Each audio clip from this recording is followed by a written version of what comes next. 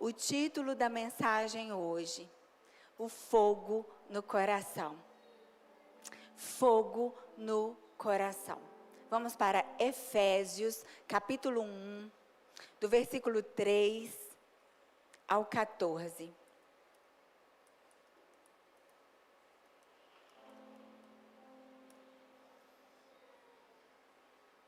Aleluia. Diz assim a palavra: Bendito seja o Deus e Pai de nosso Senhor Jesus Cristo, que nos abençoou com todas as bênçãos espirituais nas regiões celestiais em Cristo. Porque Deus nos escolheu nele antes da criação do mundo, para sermos santos e irrepreensíveis em sua presença. Em amor, repita comigo, em amor, nos predestinou para sermos adotados como filhos por meio de Jesus Cristo, conforme o bom propósito da sua vontade, para o louvor da sua gloriosa graça, a qual nos deu gratuitamente no amado. Nele temos a redenção, por meio do seu sangue, o perdão dos pecados, de acordo com as riquezas da graça de Deus, a qual ele derramou sobre nós com toda a sabedoria e entendimento, e nos revelou o mistério da sua vontade, de acordo com o seu bom propósito que ele estabeleceu em Cristo. Isto é, de fazer convergir em Cristo todas as coisas celestiais e terrenas, na dispensação da plenitude dos tempos. Nele fomos também escolhidos, tendo sido predestinados conforme o plano daquele que faz todas as coisas segundo o propósito da sua vontade, a fim de que nós, os que primeiro esperamos em Cristo, sejamos para o louvor da sua glória. Quando vocês ouviram e creram na palavra da verdade, o evangelho que os salvou, vocês foram selados em Cristo com o Espírito Santo da promessa, que é a garantia da nossa herança até a redenção daqueles que pertencem a Deus para o louvor da sua glória. Até o 14. Feche os seus olhos. Pai bendito, Deus de amor, essa é a sua palavra. Ela é espírito e vida, poderosa. Nós nos rendemos, Senhor. Nós nos rendemos à tua palavra.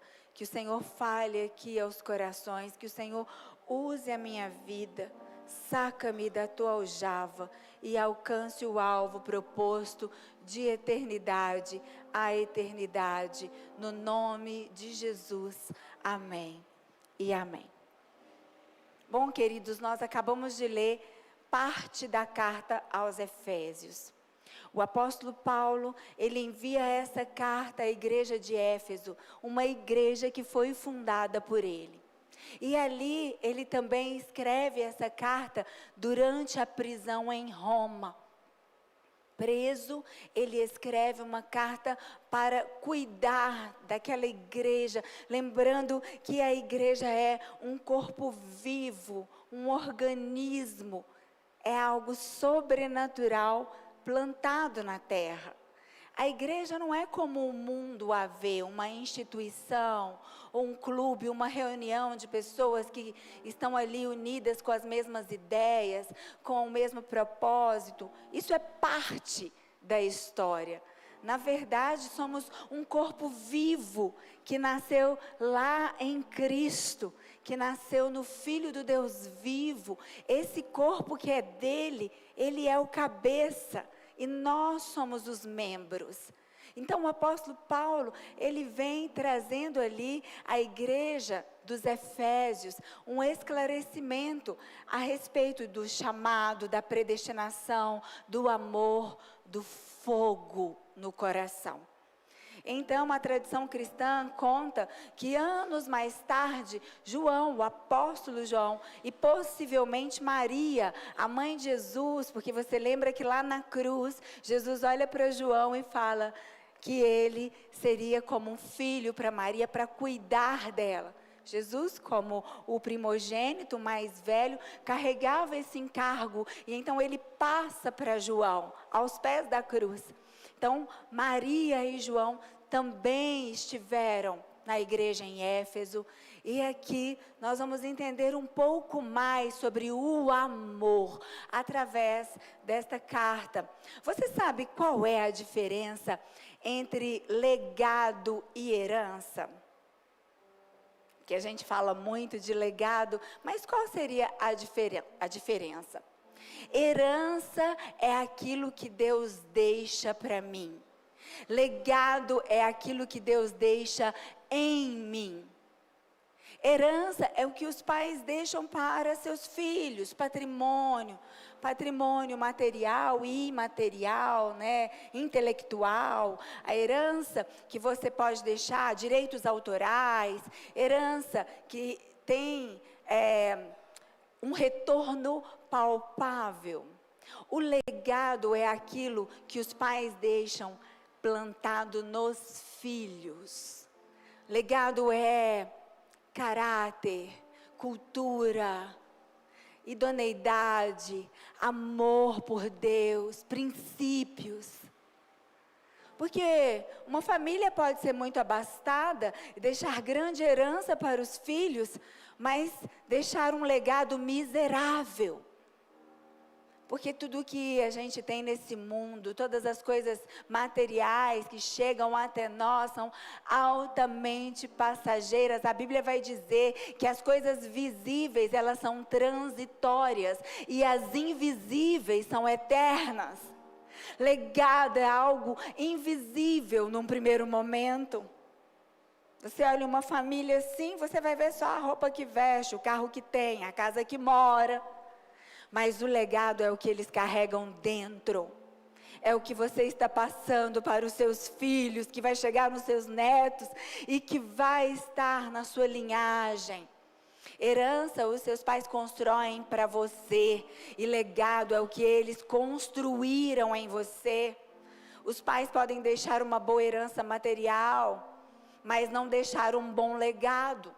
Não deixar um destino correto, de ética, de moral, baseado na verdade da palavra.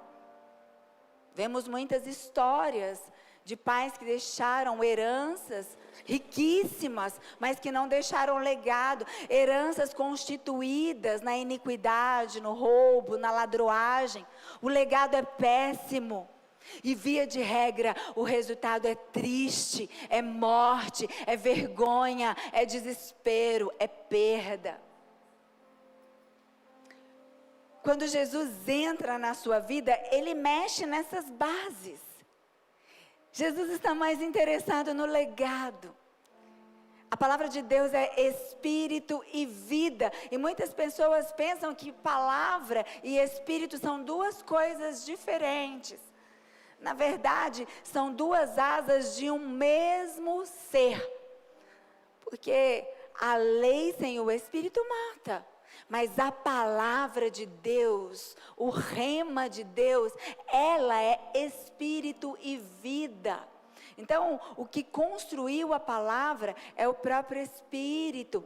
O Verbo se fez carne e habitou entre nós. Vamos para o Evangelho segundo João, capítulo 6, versículo 63.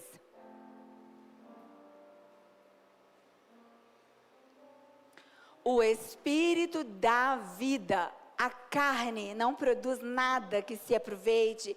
As palavras que eu disse são Espírito e vida.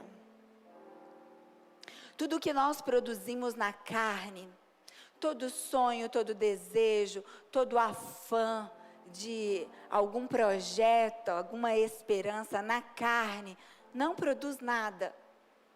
No fogo do Espírito será queimado e não resistirá na volta de Cristo. Mas tudo que é produzido através de nós, pelo Espírito, tudo que Deus faz por meio das nossas vidas, trazendo à realidade aquilo que ainda está no céu, todas essas obras não sofrerão dano. Elas resistirão ao fogo como pedras preciosas. Por isso, nossa vida precisa ser conduzida no Espírito, porque isso faz diferença no seu futuro. Tudo que você faz, porque você se levanta todos os dias da sua cama, os seus sonhos, os seus projetos, eles precisam estar conectados à origem. Porque não basta você voltar ao passado, fazer regressão para se encontrar. Este não é o caminho. Porque o seu passado já ficou lá atrás. Deus tem novas coisas para te dar. Você precisa voltar na sua origem. E a sua origem está no livro da vida. Você só pode se conhecer e conhecer o projeto de Deus para você em Cristo, o cabeça. Ele é o cabeça, Ele quem coordena tudo. Para isso Ele nos deu a vida. Nós podemos viver a vida de Cristo ao invés da nossa vida individualista. E isso depende de uma escolha. Aliás, nós precisamos aprender a viver a vida de Cristo. Nós precisamos conhecer o que é o amor de verdade. O reino eterno de Jesus, ele é coletivo, queridos. E o amor é um sinal de que Deus está no meio de nós. O amor. A Bíblia vai nos dizer sobre fé, esperança, o amor, mas ela vai dizer que o amor é o maior deles. Por quê? Porque no amor nós podemos voltar à nossa origem. Na origem nós fomos eleitos em Deus. E o centro do homem não é a mente. Você pode até olhar na anatomia do seu corpo. O centro do homem é o coração. E é exatamente onde está um fôlego. A ciência não explica. A ciência só vai nos dizer da anatomia deste órgão tão perfeito que Deus fez. Oco, que pulsa o sangue para todo o corpo. Mas o que faz ele pulsar? O que está lá dentro do coração humano? O ruá, o sopro divino. Só que o pecado entrou no coração do homem. E a Bíblia vai dizer que o coração do homem se tornou corrupto, enganoso. O coração humano se tornou uma fábrica de ídolos. Mas Jesus tem a restauração do nosso coração. Ele diz, através do profeta, eu vou colocar nesse lugar onde tem uma pedra, eu vou colocar um coração de carne, eu vou colocar um coração que queima de amor por Jesus. Um coração que está conectado lá na cruz. Um coração que vai se entregando nas mãos daquele que nos conhece perfeitamente. O centro do homem é o coração e não a mente. Quer conhecer um homem? Não pergunte o que ele pensa, pergunte o que ele ama. Quer conhecer alguém? Não fique escutando o intelecto dele. Observe o que ele faz por amor. Se ele ama a família, se ele ama o dinheiro, se ele ama o poder. Aliás, quer conhecer alguém? Dê poder e dinheiro. E você vai ver aonde está o coração dele. Porque aonde estiver o seu tesouro, ali estará o seu coração. Por isso que Jesus quer fazer um milagre nos nossos corações. Por isso que o amor de Deus em nós é o maior milagre que possa acontecer. Porque se Ele conseguir transformar o seu coração, Ele já transformou toda a sua história. As suas escolhas serão alinhadas com o Salvador. Você vai poder vê-lo nas pessoas, você vai poder enxergar além do véu. Nós estamos numa atmosfera em que há um véu tampando os olhos espirituais. O príncipe da potestade deste mundo, do ar, tem cegado as pessoas. E as pessoas enxergam todas as circunstâncias e elas repetem o óbvio. Política, economia, eles contra nós, e é guerra para lá, rumores de guerra. Mas existe uma realidade atrás do véu. Existe uma cortina tampando o entendimento, mas Jesus, quando Ele morreu na cruz, o véu se rasgou. Lá do céu embaixo, de cima até a terra, rasgou-se o véu. E há uma nova realidade. E é por esta realidade que vivemos, é por essa realidade que o nosso coração queima. É como um teatro. Quem não tem o coração transformado e habitado por Jesus, só enxerga as apresentações, as representações, enxerga o teatro. Mas aquele que é habitado pelo Espírito, ele enxerga nos bastidores, ele enxerga atrás da cortina, ele sabe quem está por trás de todas as lutas, as pelejas, a ira, o ódio, as guerras.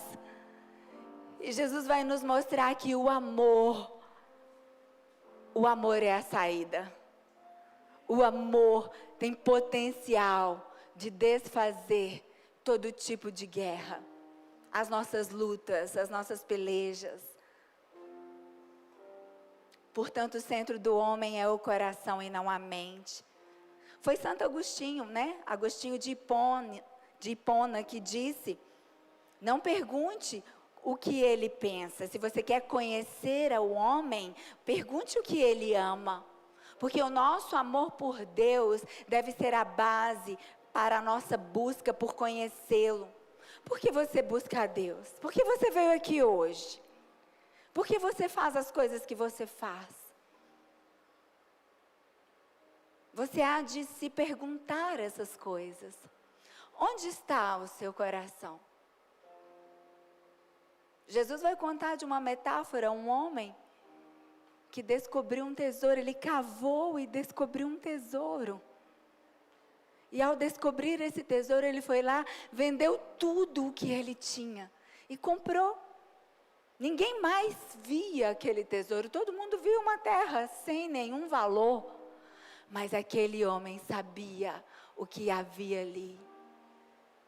Ter o coração queimando de amor por Jesus é esse tesouro. Você descobriu um tesouro, nada mais importa. Você descobriu que tudo que Ele pôs na sua mão, a saúde que Ele te deu, os dias que você tem na terra, sua família, seu intelecto, seus diplomas, seu alcance, seu raio de influência, seus dons, talentos, tudo é por Ele, é para Ele. É para que a vontade dEle se estabeleça. Esse é o maior tesouro. O resto é palha. Patrimônio, conquista, aplauso, fama, palha. Fechou o olho, não abriu mais, acabou. Ninguém leva para o outro lado da cortina. Ninguém leva para além dessa atmosfera. Nem ouro, nem prata, nem riqueza alguma, porque a terra pertence a Deus. Dele é o ouro, a prata, Ele é o dono de toda a criação. Mas Ele te escolheu para estabelecer marcos nessa terra. Ele te fez a imagem e semelhança dEle, com poder e autoridade, para que você, onde você está, você comece a ampliar a influência, o domínio. O diabo perde força onde chega alguém que tem um coração que queima por Jesus. O diabo perde a atuação. Os inimigos começam a se degladiar entre eles, onde chega um com a luz acesa, com a candeia queimando, cheia de azeite por amor a Jesus. O reino das trevas é confundido, onde os verdadeiros filhos de Deus chegam. Mas para isso, nosso coração precisa queimar. Religioso não faz diferença, queridos. O reino dos homens, os altares da terra, estão cheios de religiosos. E eles estão lutando por esses altares. mas Deus não está lá. Deus, via de regra, está por detrás das malhadas. Por isso acreditamos que Deus está começando a levantar uma geração que queima um coração por Cristo. Deus está começando a levantar mestres nessa geração com fogo do Espírito, para que eles não ensinem só por ensinar, não mais conhecimento. Para quê? Para ficar debatendo quem conhece mais? Eu conheço mais, eu sou teólogo, sou formado na academia tal, tenho teologia reconhecida pelo MEC, estudei com professores reconhecidos. Para quê? Se o meu coração não queima, se a minha vida não está transformando este mundo. Deus está levantando uma geração de mestres. Isso deve nos levar a olhar a Bíblia de maneira diferente. Ela pode ser somente uma informação literária para você, ou ela pode ser a palavra viva do Senhor, que te corta, que te transforma, que te confronta. Você chora quando você está olhando a Bíblia? Você se desespera? Precisa. Senhor, eu me desespero, porque eu olho para a palavra e olho para mim, e eu vejo uma distância, mas eu fico com a palavra, porque eu estou em transição, mas a palavra, ela permanecerá. Quem quer permanecer firme, até no último dia, precisa da palavra. É a palavra que precisa nos absorver. Você precisa se amoldurar a ela, e não pincelar dela somente o que te agrada.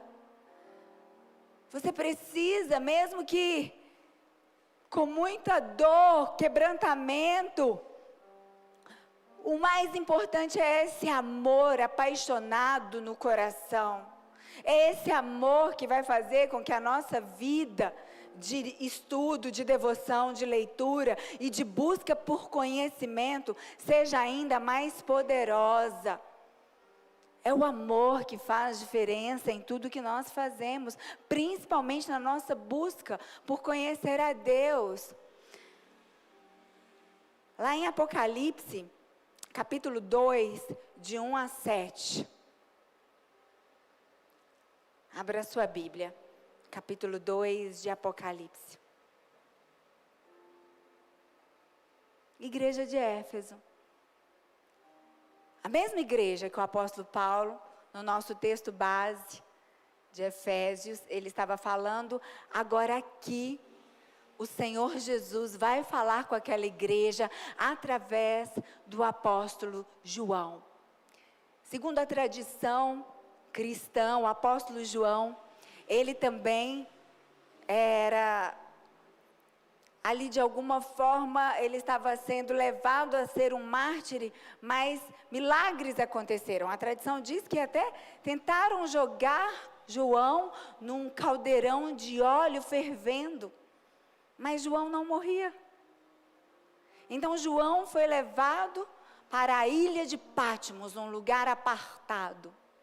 E ali Jesus se revela a ele, e ele fala: sobe, João, eu vou abrir a cortina para você enxergar a revelação.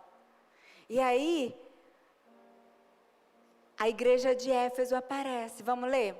Ao anjo da igreja em Éfeso, escreva: estas são as palavras daquele que tem as 7 estrelas em sua mão direita e anda entre os 7 candelabros de ouro. Conheço as suas obras, o seu trabalho árduo e a sua perseverança. Sei que você não pode tolerar homens maus, que pôs à prova os que dizem ser apóstolos, mas não são, e que descobriu que eles eram impostores. Você tem perseverado e suportado sofrimentos por causa do meu nome e não tem desfalecido. Contra você, porém, tenho isto: você abandonou o seu primeiro amor. Lembra-te de onde caiu e arrependa-se e pratique as obras que praticava no princípio. Se não se arrepender, virei a você e tirarei o seu candelabro do lugar dele. Mas há uma coisa a seu favor. Você odeia as práticas dos nicolaítas, como eu também as odeio. Aquele que tem ouvidos, ouça o que o Espírito diz às igrejas. Ao vencedor, darei o direito de comer da árvore da vida que está no paraíso de Deus. Que palavra forte, meu Deus. A palavra vem para aquela igreja e ela vem para nós nessa noite. Jesus fala de coisas positivas. Aí ele fala, tenho contra ti. E ele vem com uma chamada de atenção, com uma exortação. E depois ele ainda elogia a igreja de Éfeso. A igreja de Éfeso, ela... no checklist estava ok para a maior parte das exigências. Só que havia algo que é o principal. Havia perdido o principal. Sabe? A igreja em Éfeso tinha doutrina correta, resistência espiritual, discernimento contra o erro, perseverança em meio à pressão.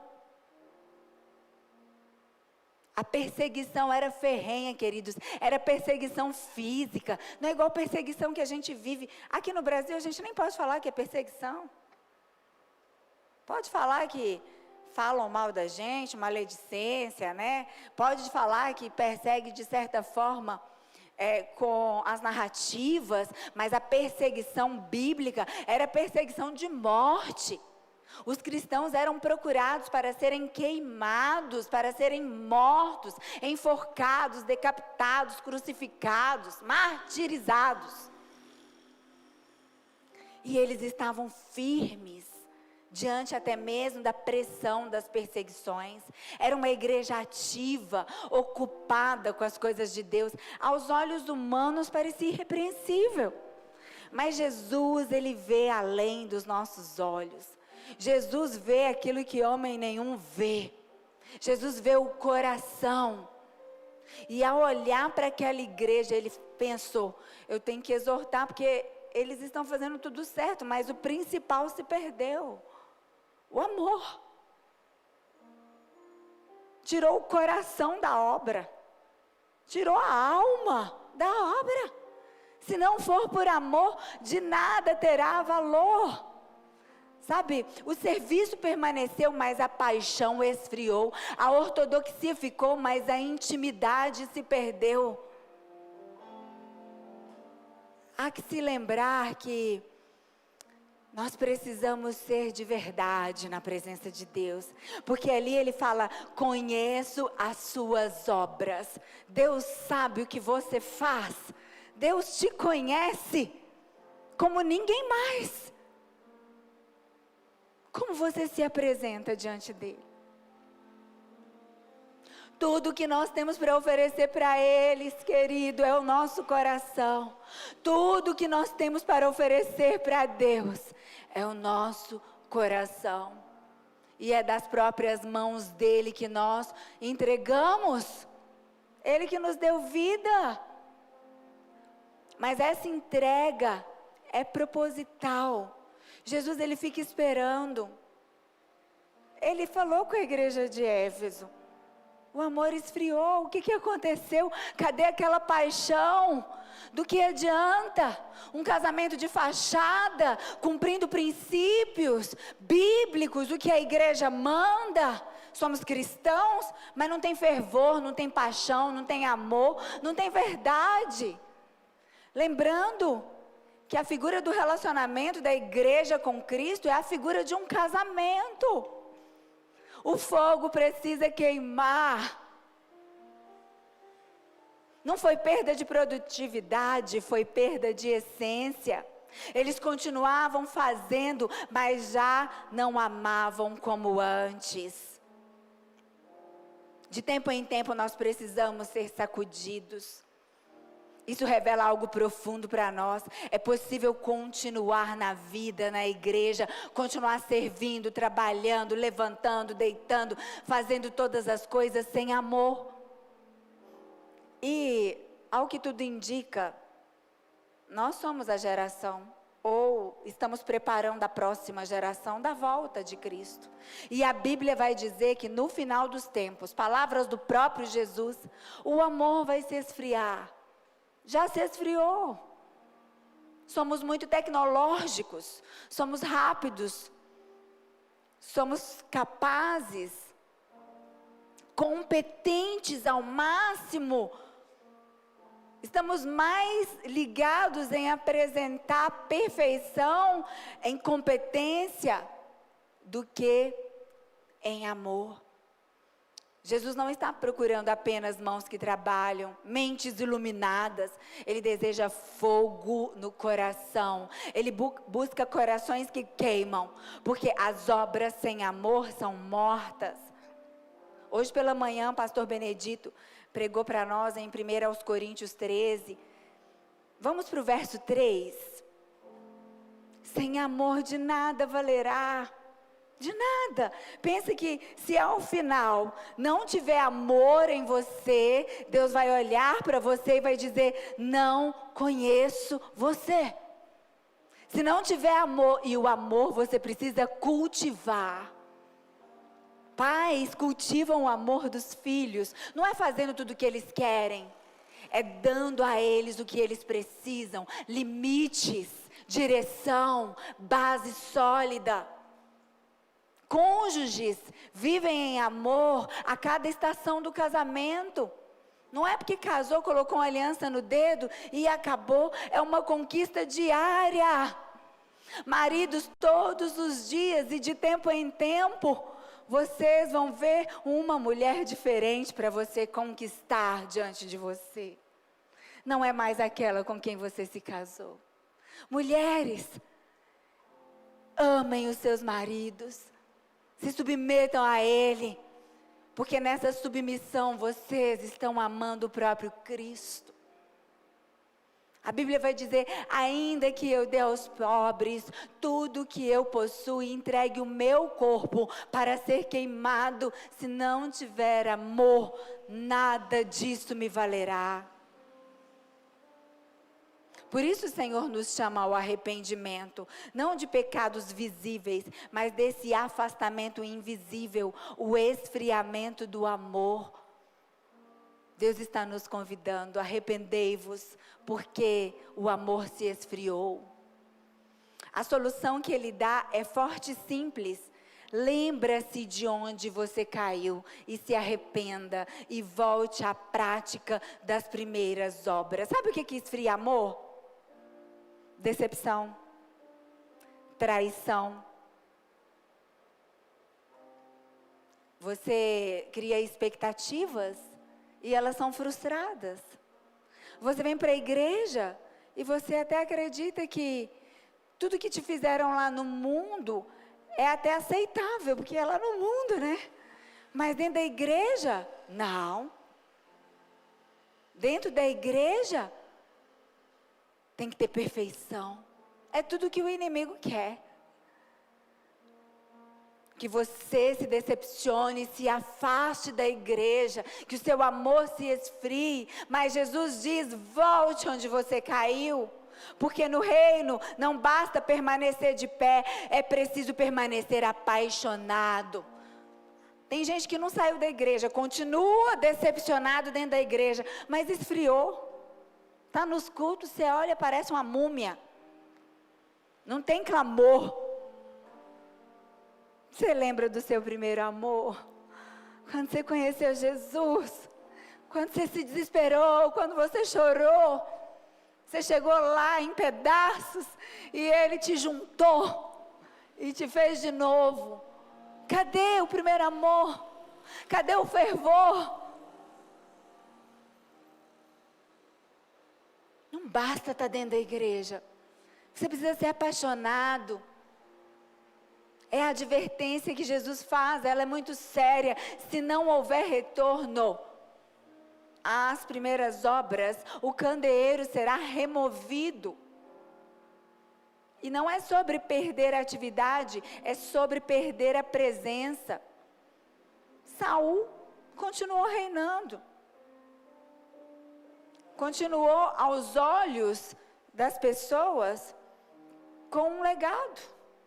Continuou com a autoridade, com o reinado, mas ele tinha perdido tudo, porque ele perdeu a presença. Sinal da presença em nossa vida é fogo no coração. Mas hoje na igreja a gente vê um monte de gente julgando. Aliás, não é só dentro, é nos noticiários, é nas redes sociais. O corpo se degladiando. Uma doença autoimune. Cada uma das igrejas exortadas ali em Apocalipse, Cristo declara: conheço as suas obras. A advertência é de alguém que conhece plenamente os problemas da igreja. E por isso é capaz de recomendar uma solução. O médico dos médicos tem remédio para o corpo. Tem remédio para as nossas mazelas. E nós precisamos ser o remédio. Não deixa o diabo usar sua boca para ferir a igreja, a noiva. Ela é de Cristo e Jesus é apaixonado por ela. Ele deu a vida por ela. E você, conforme a Bíblia nos diz, pode chegar à conclusão que Ele conhece as suas mazelas. Ele conhece. Ah, papai, as obras que revelam o caráter. Jesus conhece toda a vida e conduta da igreja. Há algumas situações tão difíceis, mas que são necessárias. O próprio Jesus disse, esses escândalos, eles são tristes, terríveis, mas eles vão acontecer, é necessário, porque através dos escândalos se revela o caráter, não apenas daquele que está sendo usado para o escândalo, mas daquele que está como espectador, que olha e sente até um certo prazer de ver o outro caído, o outro sendo julgado. A placa da igreja é diferente, a denominação é outra, então eu quero falar mal também, porque eu estou defendendo uma placa, eu estou defendendo uma denominação, eu estou defendendo uma organização. Quem ama Jesus não tem essa mentalidade. Quem ama Jesus se sente ferido, porque a noiva está sendo exposta, envergonhada, ridicularizada. A resistência da igreja também foi destacada por Jesus. Ela estava suportando muitos sofrimentos por causa do nome de Jesus e permanecendo firme. Você tem suportado seus sofrimentos? Porque tem pessoas que se afastam da igreja quando os sofrimentos chegam. Às vezes um desemprego, a pessoa pensa, uai, cadê Deus na minha vida? Eu estava ali firme e fiel, agora as portas se fecharam. Às vezes uma desilusão, um luto. Às vezes, decepção com os próprios líderes. Quantos chegam machucados, feridos, mas o Senhor tem derramado uma unção de cura para as feridas da noiva. A igreja de Éfeso também passava por essas feridas, mas ela foi elogiada por fazer uma distinção clara entre a verdade e o erro, tanto na doutrina quanto na vida. É uma igreja que se posicionava firmemente contra o erro. Os efésios não toleravam homens maus. E Jesus fala, olha, aquilo que vocês odeiam, eu também odeio. Como Paulo abriu o culto aqui, nós precisamos aborrecer o mal. Aborreça-se com aquilo que aborrece o nosso Senhor. Não dá para dizer-se cristão, mas não se aborrecer com questões tão difíceis. Não dá para se dizer cristão, mas lançar pareceres favoráveis com a morte de inocentes. Não dá, simplesmente não dá. O que aborrece a Deus tem que me aborrecer.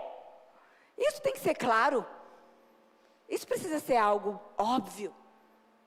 Colocando cada coisa no seu lugar, olhando por detrás da cortina, porque é um teatro, mas entendendo quem está por trás disso. A sistolia fetal, um bebê de quase 6 meses no ventre de uma mãe, uma agulha ser introduzida na barriga da mulher, depois de um ultrassom, identificar onde está o coração do bebê, e injetar ali uma substância para matar, assassinar uma vida que pulsa. Ué, que evangelho é esse? Que eu digo que sirvo, que eu digo que creio. Eu sou cristã de verdade? Tem que ter um pouco de fervor, tem que ter amor no coração, porque se você não se aborrece com essas coisas, você apostatou, morreu. Só tem a aparência, parece que está tudo bem. Não, mas tem que colocar as coisas no devido lugar, mas a distinção tem que ser clara entre a verdade e o erro. Os efésios não toleravam homens maus. A igreja de Éfeso suportava com perseverança, era inevitável a aflição. E caminhando para o fim da mensagem, lá no verso 6 vai dizer, mas há uma coisa a seu favor. Depois que Jesus, ele exorta, Apocalipse 2, verso 6. Ali, ele vai falar, resgata o primeiro amor, volta onde você caiu, arrependa-se e se posicione. E ó, tem mais, eu tenho mais uma coisa para te motivar. Vocês odeiam a prática dos nicolaítas. Essa prática dos nicolaítas está nos nossos dias. É exatamente o que eu acabei de falar. É uma das seitas hereges que assolavam a igreja de Éfeso e também em Pérgamo. Lá no versículo 15 a gente vai falar que a igreja de Pérgamo já estava influenciada pela doutrina dos nicolaítas naqueles dias. Era uma seita gnóstica. No 2º século, parece que os adeptos dessa seita ensinavam que os atos da carne não afetavam a pureza da alma e por isso não tinham consequência alguma para a salvação. Nico, a palavra Nico significa conquistar em grego. E laíta significa pessoas ou povo. Daí a palavra pode significar conquistador de pessoas ou encantador de pessoas. Tá assim, ó, nos nossos dias. Sabe como você encanta pessoas? Falando o que elas querem ouvir. Pode fazer o que você quiser, seu corpo, suas regras. Toma suas decisões, seus posicionamentos. Seu espírito está salvo. A sua vida espiritual é predestinada. Está consumado. Vai levando sua vida de acordo com o que você acha melhor. Era um evangelho sem exigências, liberal, sem proibições, no qual queriam gozar o melhor da igreja e o melhor do mundo. Eles incentivavam os crentes a comer comidas sacrificadas aos ídolos e diziam que o sexo antes e fora do casamento não era pecado, assim como a imoralidade, os cultos pagãos, a homossexualidade. Isso não é novo, queridos, tem nada de novo debaixo do céu. Só dá uma repaginada. Só muda um pouco de acordo com o gosto da geração. Mudam as nomenclaturas, muda a movimentação, mas o que está por trás das cortinas é o mesmo. É Satanás, é o diabo, o inimigo das nossas almas. Ele quer roubar, trazer a sua alma para um lugar que é dele, se chama inferno. Mas o verdadeiro evangelho está ecoando e dizendo, não se enganem, salvem-se dessa geração corrupta, prostituída, pervertida, consagrem-se ao Senhor, permita que o seu coração queime de amor por Jesus. A expressão graça barata foi cunhada pela primeira vez pelo teólogo alemão Dietrich Bonhoeffer. Para ele, a graça barata é a pregação do perdão sem arrependimento, o batismo sem disciplina comunitária, a ceia do Senhor sem confissão dos pecados. A graça barata é a graça sem discipulado, é a graça sem cruz, é a graça sem Jesus. Essa é noite de ceia, tá? Por favor, se você quer continuar na prática deliberada do pecado, não ceia, não se sente à mesa, mas eu faço um clamor, e é a voz do Espírito ecoando através de mim: arrependa-se, pode se arrepender exatamente nesse instante, peça perdão, e se sente à mesa com o Pai, se assente à mesa com o seu Criador, com aquele que tem poder para mudar a sua história, para virar a chave, para tirar o tranca-rua da sua jornada, para te libertar dessa pomba-gira, desse vício que te assola. Ele tem poder para libertar cativos e oprimidos do diabo. Você só precisa se arrepender e dizer: eu me rendo. Eu me rendo, eu creio, eu sei o porquê eu creio, eu me arrependo.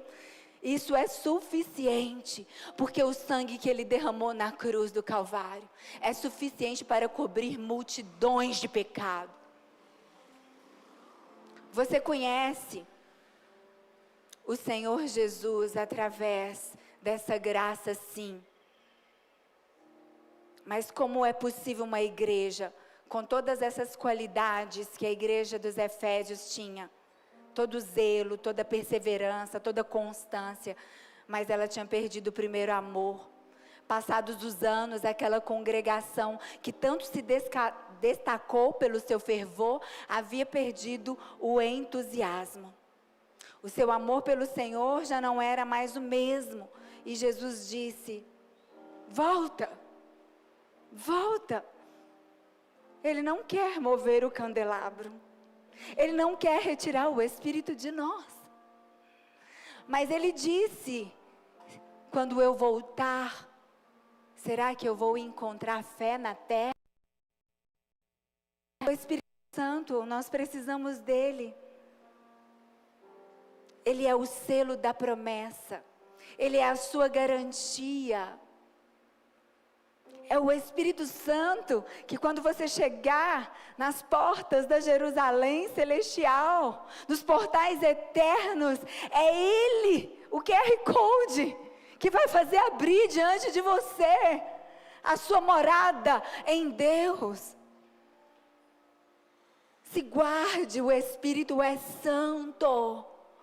Busque reserva de azeite, intimidade, cave mais fundo, tem um lugar em Deus para você. Não é que você vai conquistar na força do seu braço, mas você vai conquistar na sua devoção, na sua intimidade. E quando você menos perceber, você já vai estar num outro nível de autoridade, de comunhão. Amém? Jesus não somente exorta, mas Ele também instrui. Ouvir a palavra de Deus só faz sentido se a sua vida for transformada por ela. Isso fala mais alto, porque um discurso pode ser até admirado, aplaudido, mas o seu exemplo vai trazer influência.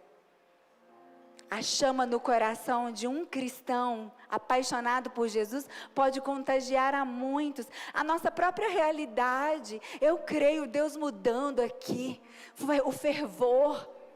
Se depois você consegue ver, né? Se a gente conseguisse ver aos olhos espirituais o que acontece aqui quando cultuamos a Deus. A temperatura precisa aumentar. Nós precisamos ter um amor maior. E para finalizarmos, os Salmos de número 116, verso 12.